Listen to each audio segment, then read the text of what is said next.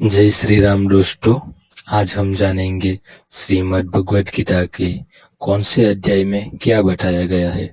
श्रीमद् भगवत गीता हिंदुओं का धर्म ग्रंथ है। 4 वेद, वेदों का सार, उपनिषद और उपनिषद का सार है। श्रीमद् भगवत गीता में सभी ग्रंथों का सार यानी निचोड़ है। इसलिए श्रीमद् भगवत गीता हिंदुओं का सर्वमान्य ग्रंथ है। इसे वेद और उपनिषदों का पॉकेट संस्करण भी कह सकते हैं। महाभारत के 18 अध्याय में से एक भीष्म पर्व का हिस्सा है। भगवत गीता में कुल 18 अध्याय और 700 श्लोक है। आज हम 18 अध्याय के बारे में जानेंगे। पहला अध्याय अर्जुन विषाद योग। इस अध्याय में दोनों सेना के प्रधान शूरवीर को गणना, सामर्थ्य और शंख ध्वनि का कथन, अर्जुन द्वारा सेना निरीक्षण का प्रसंग और अपनी बंधुओं को सामने खड़ा देखकर मोह से व्याप्त हुए अर्जुन के कायरता, स्नेह और शौक युक्त वचन है। इसमें अर्जुन कहता है कि यदि मैं अपने ही बंधुओं का मारकर विजय भी प्राप्त कर लेता हूँ तो यह मुझे सुख नहीं पश्चाताप ही होगा। दूसरा अध्याय संख्या योग। उसमें श्री कृष्ण भगवान कहते हैं कि इस असमय यह बातें करना उचित नहीं, क्योंकि अब सामने युद्ध भी दिया गया है। अब यदि तुम नहीं लड़ोगे तो मारे जाओगे। अर्जुन हर तरह से युद्ध को छोड़ने की बात करता है। तब भगवान श्री कृष्ण कहते हैं, अब युद्ध में विमुख होना कायरता है। इस चर्चा में श्री कृष्ण भगवान अर्जुन को आत्मा की अमरता के बारे में बताते हैं और कहते हैं, आत्मा का वध नहीं किया जा सकता और तू जिनके मारे जाने का शौक करने की बात कर रहे हैं वो वध उनका शरीर का होगा, जिससे आज नहीं तो कल मरना ही है। इसीलिए जय पराजय, हानि लाभ, सुख दुख को समान समझ के उसके बाद युद्ध के लिए तैयार हो जा। इसके बाद युद्ध के लिए तैयार हो जा। इसी अध्याय में श्री कृष्ण संख्या योग और स्थिर बुद्धि पुरुष के लक्षण का वर्णन करते हैं। तीसरा अध्याय कर्म योग। इससे ज्ञान योग और कर्म योग के अनुसार जीवन में अनासक्त भाव से नियत कर्म करने की श्रेष्ठता का निरूपण किया गया है। इसमें कर्म का गंभीर विचयन किया गया है। अज्ञानी और ज्ञानवान लक्षण तथा राग द्वेष के रहित होकर कर्म करने के लिए प्रेरणा की गई है। इसी अध्याय में हिंदू धर्म के कर्म के सिद्धांत का निचोड़ लिखा हुआ है। इससे ही यह प्रकट होता है कि हिंदू धर्म कर्मवादी धर्म है, भाग्यवादी नहीं। श्री कृष्ण कहते हैं कि वास्तव में संपूर्ण कर्म सब प्रकार से प्रकृति के गुणों द्वारा जाते हैं, जो कि कार्य और कारण की एक श्रृंखला है। चौथा अध्याय ज्ञान कर्म संन्यास योग। इसमें ज्ञान कर्म और संन्यास योग का वर्णन है। सगुण भगवान का प्रभाव और कर्म योग का विषय योगी महात्मा पुरुष के आचरण और उसकी महिमा, फल सहित पुटक यज्ञों का कथन और ज्ञान की महिमा का वर्णन किया गया है। पांचवा अध्याय कर्म संन्यास योग।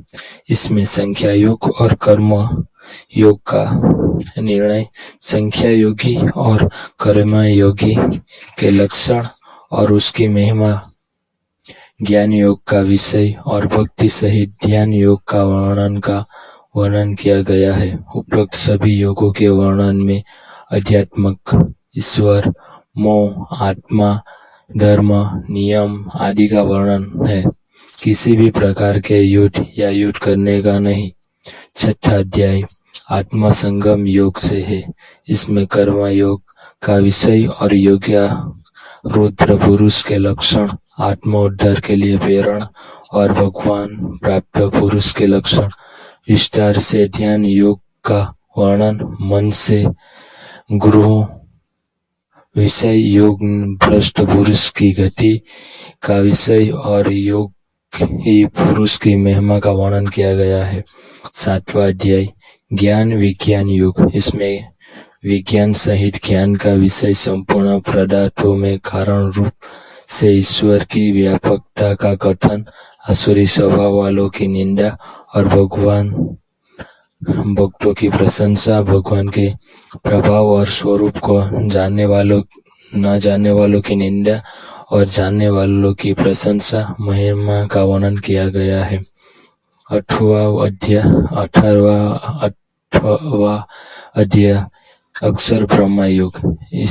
इसमें ब्रह्मा अध्याय कर्मादि के विषय में अर्जुन के साथ प्रश्न और श्री कृष्ण भगवान के दिए गए उनके उत्तर, भक्ति योग का विषय और शुक्ल एवं कृष्ण रहस्य का वर्णन है। 9वां अध्याय राज विद्या राजगुरु योग। इसमें प्रभाव सहित ज्ञान का विषय है। इसमें जगत का ईश्वर से संबंध और प्रकृति तत्व की चर्चा है। इसमें जगत की उत्पत्ति का विषय, भगवान का तिरस्कार करने वाले आसुरी प्रवृत्ति की निंदा करने वाले देवी वालों और भजन यंत्र का प्रकार, सर्वोत्तम रूप से प्रभाव सहित भगवान के स्वरूप का वर्णन, सकारात्मक और निष्क्रम उपासना का फल और निष्क्रम भगवत भक्ति की महिमा का वर्णन किया गया हुआ है। 10वां अध्याय विभूति योग। इसमें भगवान की विभूति और योग शक्ति का कथन तथा उनके जानने का फल का प्रभाव सहित भक्ति योग का कथन। अर्जुन द्वारा भगवान की स्तुति तथा विभूति और योग भक्ति को कहने के लिए प्रार्थना, भगवान द्वारा अपनी विभूति और योग शक्ति का वर्णन है। विभूतियों और योग शक्ति का वर्णन, विभूति अर्थात सिद्धियों और शक्तियों। 11वां अध्याय विश्व रूप योग दर्शन। उसमें विश्व के दर्शन हेतु अर्जुन की प्रार्थना, भगवान द्वारा अपने विश्व रूप का वर्णन, संजय द्वारा धृतराष्ट्र के प्रति विश्व रूप का दर्शन, अर्जुन द्वारा भगवान विश्व रूप का देखा जाना और उनकी स्तुति करना, भगवान द्वारा अपने प्रभाव का वर्णन, भयभीत हुए अर्जुन द्वारा भगवान की स्तुति और चतुर्भुज रूप का दर्शन कराने के लिए प्रार्थना की गई। भगवान द्वारा अपने विश्व रूप के दर्शन की महिमा का कथन तथा चतुर्भुज और सौम्य रूप का दिखा जाना, बिना अन्य भक्ति के चतुर्भुज रूप के दर्शन की दुर्लभता का और फल सहित अनन्य भक्ति का वर्णन है। 12वां अध्याय भक्ति योग नाम से है। इसमें सकार और निकार उपासना की अंतता का निर्णय और भक्ति प्राप्ति का प्रयोग का वर्णन है और इसमें भगवत प्राप्त पुरुष के लक्षण बताए गए हैं। 13वां अध्याय क्षेत्र ज्ञान भाग योग नाम है। इसमें ज्ञान सहित क्षेत्रज्ञ विषय का वर्णन है और ज्ञान सहित प्रकृति पुरुष के विषय का विशद वर्णन किया गया है, अर्थात स्थिति ज्ञान, आत्मा, परमात्मा और पंच तत्वों का रहस्य ज्ञान है। 14वां अध्याय गुण त्रय विभाग योग। इसमें ज्ञान की महिमा और प्रकृति पुरुष से जगत की उत्पत्ति का वर्णन है। सत रज तम तीनों गुण का विषय का विशद विवेचन है। इसके अलावा भगवत प्राप्ति का उपाय और गुणातीत पुरुष के लक्षण बताए गए हैं। 15वां अध्याय पुरुषोत्तम योग नाम से है। इसमें संसार को उल्टे वृक्ष की तरह बनाकर भगवत प्राप्ति के उपाय बताए गए हैं। इसमें जीवात्मा के विषय का विशद विवेचन और प्रभाव सहित परमेश्वर का स्वरूप का वर्णन किया गया है और उसमें सर अक्षर पुरुषोत्तम के विषय के भी विशद वर्णन है। 16वां अध्याय देवासुर संधि भाग योग। इसमें फल सहित देवी और असुरी व्यक्तियों और संपदा का कथन किया गया है। आसुरी संपदा वालों के लक्षण और उनकी अधोगति का वर्णन भी मिलेगा। उसके अलावा शास्त्र विपरीत आचरण को त्यागने और शास्त्रों फूल आचरणों की प्रेरणा दी गई है। 17वां अध्याय स्वड्र व विभाग योग। इसमें श्रद्धा का और शास्त्र विपरीत घोर तप करने वालों के विशेष वर्णन किया गया है। इसमें आहार, यज्ञ, तप और दान के पृथक पृथक भेद बताए गए हैं। इसके अलावा ओम तत्सत प्रयोग व्याख्या की गई है।